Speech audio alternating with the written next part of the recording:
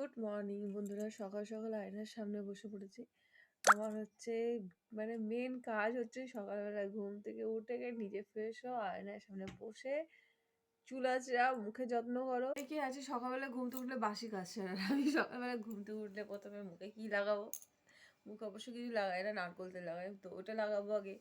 তারপর আমি চুল ভীষণ ভালোবাসি, কিন্তু দেখো চুলের যত্ন আগে ঠিকঠাক করে নিতাম না বলে কি অবস্থা হয়ে গেছিলো। এখন অনেকটা বেটার আছে। তো চুলটাকে আঁচড়াবো, 14বার করে আয়নায় মুখ দেখবো, তারপরে ঘরে কি কী কাজ আছে বাকি সেই কাজগুলো সারবো। তো সবাইকে গুড মর্নিং, সবাই কেমন আছো বলো? আর আমার চারিপাশে দেখো অনেক এলোমেলো হয়ে আছে, ঘরগুলো সব গুছোবো। আমার মেয়ে কালকে পড়তে বসেছিল, সেই বই খাতাগুলো পর্যন্ত ব্যাগে ঢোকায়নি, সব ওখানটাতে রেখে দিয়েছে। তো সব ওগুলোকে গোছগাছ করবো, ওদেরকে ঘুম থেকে ডাকবো। আজকে স্কুল ছুটি ছিল ছেলে আর মেয়ে দুজনেরই, তো দুজনেই এখন অবধি ঘুমোচ্ছে। আর ঘড়িতে বাজে এখন 9টা। তো আমার বড় কাজে বেরোবে, তো সব একসাথেই উঠবে ঘুম থেকে। আর আমাদের জলখাবার তো করতে লাগে না, সকালবেলা ফল খায় সবাই। তো ওই জুস ঘোরাবো, জুস দেবো, তারপরে সবকে এক এক করে বকাচকা দিয়ে পড়তে বসাতে হবে। ওটা হচ্ছে মেন কাজ আমার। তারপর রান্নার দিকে যাবো, সমস্ত কাজ কমপ্লিট করে নিয়ে। তো সবাই কি করছো আর কি কোথা থেকে আমার ব্লগ দেখছো আমাকে জানিও। কারণ আমার আলাদা করে ব্লগ মানে ঘরের কাজ সমস্ত কিছু শেয়ার করা হয় না, এডিট করতে পারি না, সময় হয় না আমার।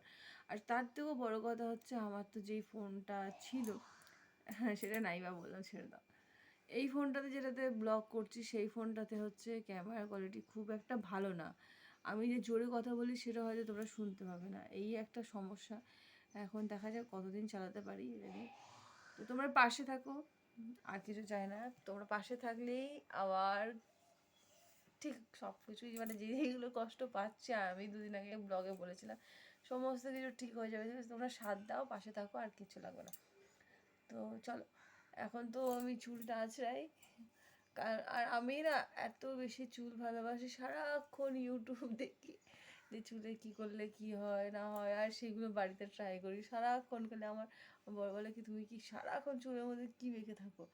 তো এই যে না, তবে সত্যি কথা বলছি, ইউটিউবে কিন্তু অনেক কিছু মানে কাজে দেয়, হোম রেমেডিগুলো আমি ব্যবহার করি, তো অনেক কাজে দেয়, আমার অনেক হেল্প হয়েছে। কিন্তু তোমরা যদি কেউ চুলের যত্ন করতে চাও ইউটিউব দেখো, দেখে করো। আর সেরকম হলে আমি তোমাদের সাথে শেয়ার করবো আমি চুলে কী লাগাই, ঠিক আছে?